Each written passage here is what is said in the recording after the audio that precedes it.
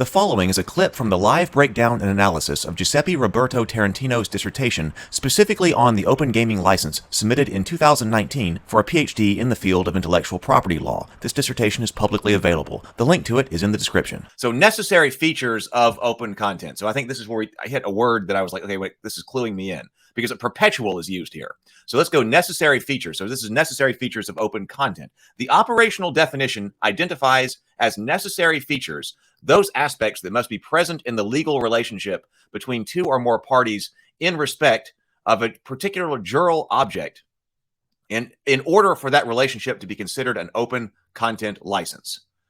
Okay, so I think we're going to give some ideas, some examples here. As a threshold matter, the relationship between the parties, the punitive licensor and licensee, in respect to the jural object in question, must be a license. Further, the jural object being licensed must be a work or other subject matter protected by copyright. Okay, so that's important. So it could be something protected by copyright. In order to be dealing with this, the jural object, that's your license. We're trying to decide whether or not this jural object is an open content, or it's an open content thing, right? I believe that's what we're doing here. So it must be expressed in the form of a license. What it's licensing, the jural object being licensed, must be a work or other, the jural object being licensed must be a work or other subject matter protected by content. That would be like the SRD. My understanding of that is that's the SRD. The license must be non-exclusive and available for take-up by any interested party who wishes to observe the conditions of the license. Okay? And then additionally, the license must have a stable form, i.e., there must be a given point in time be a version of the license which is capable of being accessed by the licensee and identified as the definitive authoritative version of the license. I think that sentence is very important because that's exactly what speaks to our idea of authorized. What does it mean to have an authorized version of the license? This dissertation is saying that is actually an essential part. Authorizing the license is an essential part of being open content anyway. It's an essential part of it. The license must have a stable form, not the drafts being circulated. There must be a stable form of it that can be pointed to at a single point in time, which is also what that Open Gaming Foundation website does. Gives you a point in time. Here is your stable form. This is now authorized. The licensee can identify it as the authorized version of the license, and now you can publish under it. That's what that means, as my understanding goes. I come out of academia, but I'm not an IP lawyer. But when I heard somebody else's dissertation was up, I had to get a chance to get into somebody else's dissertation, right? Which typically you don't want to do. Most dissertations never get read. So this one all of a sudden became insanely popular, unless for some reason something happens and all of a sudden you become insanely popular. So this, I wonder where this will rank on list of most read dissertations. The grant of permission. Okay, so now here's the word perpetual. The grant of permission contained in the license must be perpetual, i.e., at least equal to the longest potential term of copyright protected under any copyright regime, and irrevocable by the licensor, subject only to revocation for breach of the conditions imposed on the grant of the license. That's our next most extremely important sentence right there. I'm going to read that again because this goes directly to us. This is when I was talking about perpetual, we had that in the comments here, and I said there was something to do with copyright as well. I think this is an interesting kind of caveat to that because we have to we have to be licensing. Our jural object here must be something that is protected by copyright, or maybe possibly protected by copyright. That's like the expression of our rules in the SRD. So in order to be something that is open, the grant of permission contained in the license must be perpetual. So what's our meaning of the word perpetual? Because perpetual is in our license. At least equal, meaning at least, or i.e., at least equal to the longest potential term of copyright protected under any copyright regime, and irrevocable by the licensor, subject only to revocation for breach of the conditions imposed on the grant of the license. Boom, right there. Right there. So that's interesting that eventually the SRD, the 5th edition SRD, would have its copyright expire. Like eventually at some point it would become public domain. And so I think it's an interesting caveat and just note here that we're talking about something that would be under copyright. Once it expires and copyright expires and it goes into the public domain, I guess you don't need an open license anymore, right? I guess that's what that's saying. But we are definitely within the time frame where something like the SRD would be protected by copyright, and that's why we have this. And it's irrevocable by the licensor. Piano TM has been talking about this. So that tells you in the OGL exactly this, right? It is irrevocable by the license. It does talk about termination. Now, do we need to track down the difference between revocability, revoking something, and terminating it? I don't think so, because it tells you right there. This is talking about the exact same thing. When it's talking about termination, it's saying that if you breach the licenses, if you breach the terms of this license, then then it's terminated, right? If you're breaching the terms of the license, then you don't get to use it anymore. So irrevocability can only occur if you breach the license. I mean, to me, that's big. That's huge right there. So, see, Darth Gavel says that's the smoking gun. But then Piano TM says perpetual alone isn't the smoking gun, it's the hammer. The trigger is the revocation, cancellation, or termination clause. Those work together to make the OGL irrevocable. And Piano has been our strongest supporter and advocate of exactly that position. And so I think I'm in agreement. I'm in complete agreement. Wizards of the Tower says the term of copyright for a particular work depends on several factors, including whether or not it's been published, and if so, in the date of first publication. Right. So, and it also says, in all regimes, and I'm assuming that's something like all jurisdictions, so that, well, it's out of copyright over here, but it's still under copyright over there. So the license still applies. If you're in an area where the copyright could still apply, then you can still access the material through the open game or an open license. So the permissions accorded to the licensee pursuant to the license must not expire with the use by the first licensee or upon a certain number of uses by a certain number of licensees. You can't restrict it by number then. The core feature of an open content license is the set of permissions granted by the licensor to the licensee. This definition adopts the entirety of Wiley's 5 R's in describing the set of activities which must be permitted in respect to the licensed work or any part thereof. Wiley's, I guess this is 5 R's of open content. These activities must be permitted. Retain the right to make, own, and control copies of the content, meaning download, duplicate, store, and manage. Reuse the right to use the content in a wide variety of ways, in a class, in a study group, on a website, in a video. Video is an interesting one. Oh, there was information on streaming. We'll talk about that. Video is an interesting one, particularly with regard to the OGL. Revise the right to adapt, adjust, modify, or alter the content itself. Translate them into other languages. Remix the right to combine the original or revised content with other material to create something new. Redistribute the right to share copies of the original content, your revisions, or your remixes with others. Boom. So those are our 5 R's, which it seems like the OGL, we intended for these things to be there, and they are there. But that's what that is.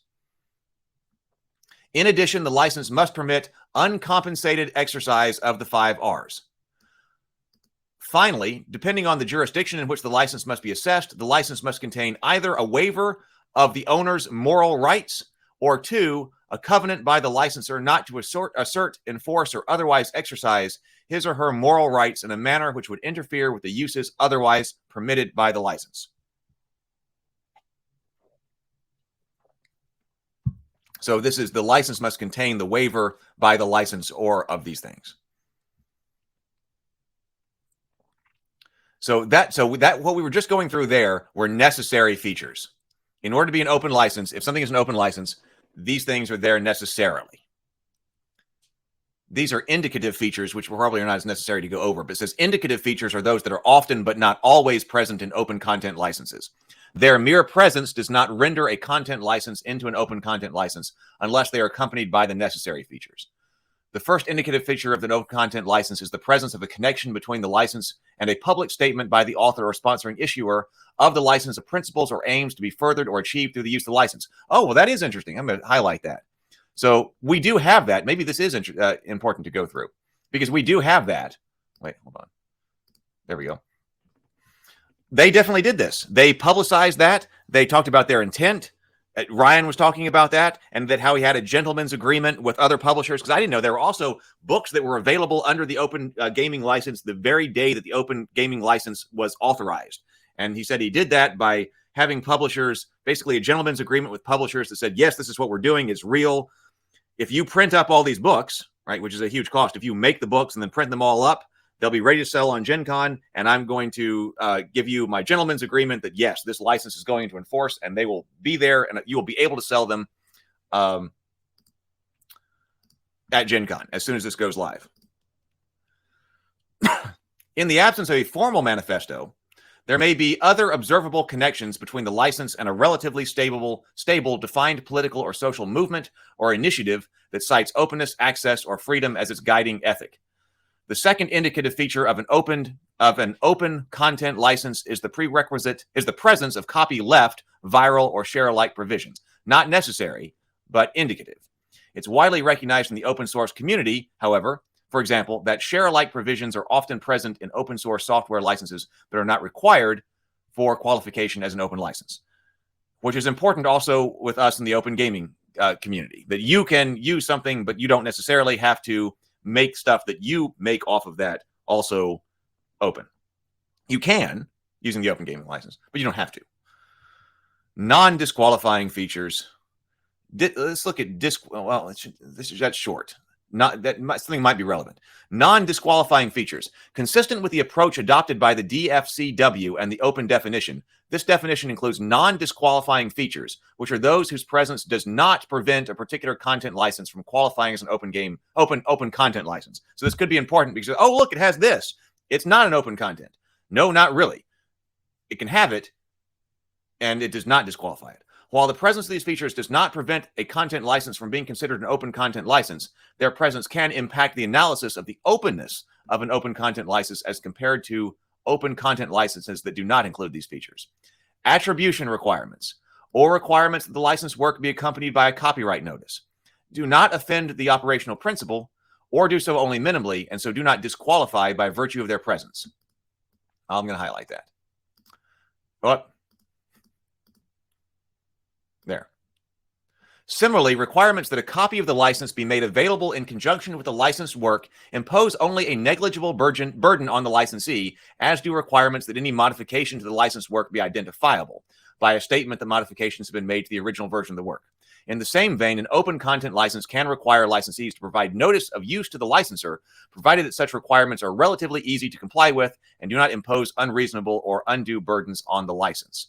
So we do have that in the OGL because that's why everybody's got that page in the back of their book. And there is no requirement to provide a book, but sometimes you do see that. If you publish something with this, I would like to see a copy. Now, sometimes it's not a requirement. It's just something they would like to see.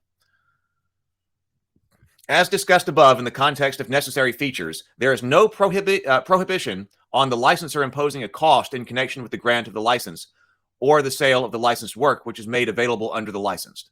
There's no prohibition on the licensor imposing a cost in connection with the grant of the license or on the sale of the licensed work which is made available under the license. The licensed work need not be free, meaning the grantor can charge a fee for initial granting of the license, but the grantor cannot impose a royalty triggered by exercise of the granted rights.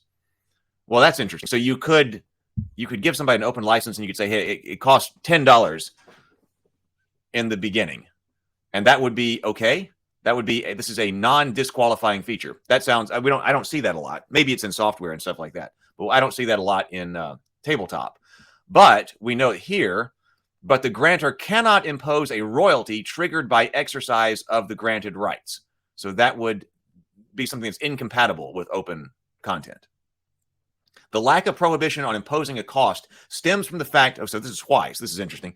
The lack of prohibition on imposing a cost stems from the fact that the operational principle is considered with activities relating to the use of the licensed work after initial access. So wait, the operational principle is concerned with activities relating to the use of the licensed work after initial access, rather than in the initial making available of the licensed work.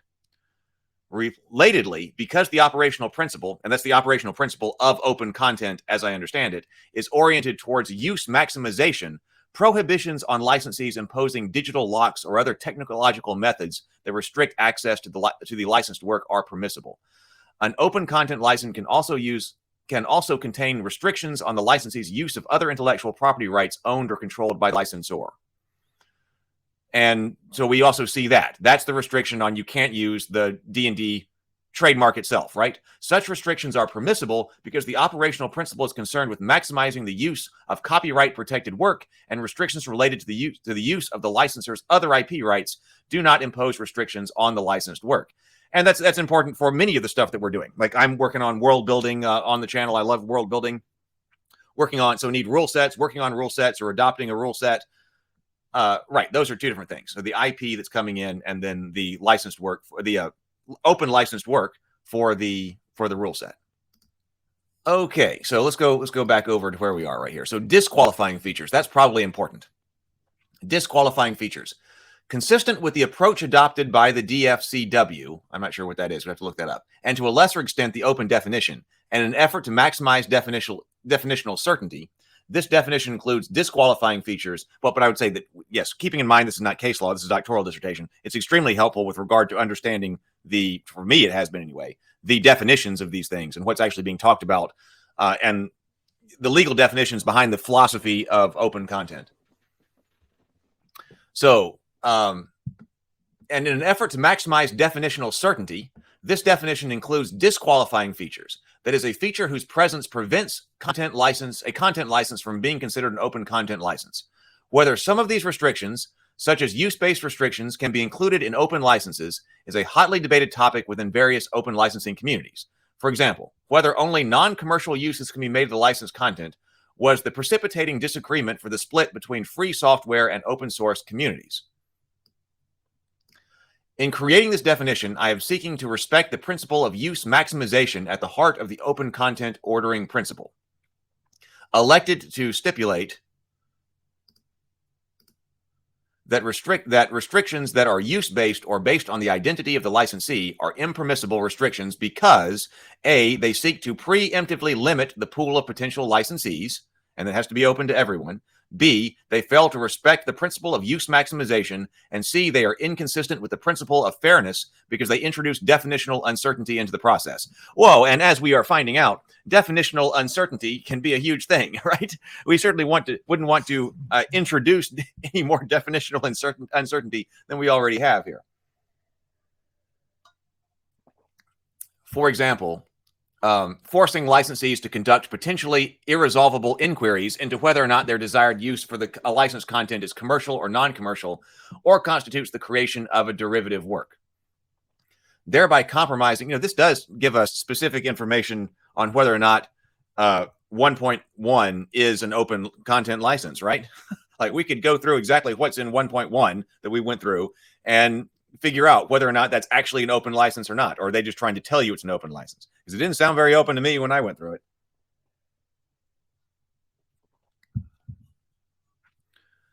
Okay, thereby compromising the embedded principles of predictability and flatness of availability. The inevitability has boundary drawing consequences that may not accord with the conclusions reached by others. For example, using this definition, a Creative Commons license bearing the NC non-commercial or ND no derivative works modules would not qualify as an open content license. Would not qualify. A Creative Commons license bearing the NC non-commercial and no derivative works modules would not qualify as open license content, whereas a Creative Commons organization concludes that such a license is only less open. Okay, whereas they say it's less open, this is saying that should be excluded then. And I believe this is what Dancy was saying, in that there's a whole variety of different licenses that the Creative Commons organization gives out. So these are these two-letter designations. So you say, Creative Commons -NC -ND, something like that, whatever. Modules would not qualify as open license. Okay. So the most obvious disqualifying features are those that restrict entire categories of use or activity by the licensee. Prohibitions on the commercial use of the licensed work or restrictions on the nature of the activities that the license can undertake, restrictions on using the licensed work in connection with a pharmaceutical or military research, violate the operational principle and its use maximization orientation. Similarly, restrictions on creating derivative works using the licensed content are disqualifying, as the provisions that attempt to mimic or replicate moral rights type restrictions on association or modification, such as prohibiting alteration of the licensed work without permission of the licensor, or prohibitions on the use of the licensed work in advertising or in association with a product, cause, or institution. Finally, prohibitions that restrict the availability of the license to individuals or entities based on their inherent personal characteristics or organizing principles also offend the operational principle and are thus disqualifying. So that does seem like, whole categories. Like, hey, you cannot use this for virtual tabletop, or you cannot use this for videos, or you cannot use it for whatever. This is, in order to be an open license, you wouldn't be able to restrict whole categories of uses like that. That's what that sounds like to me.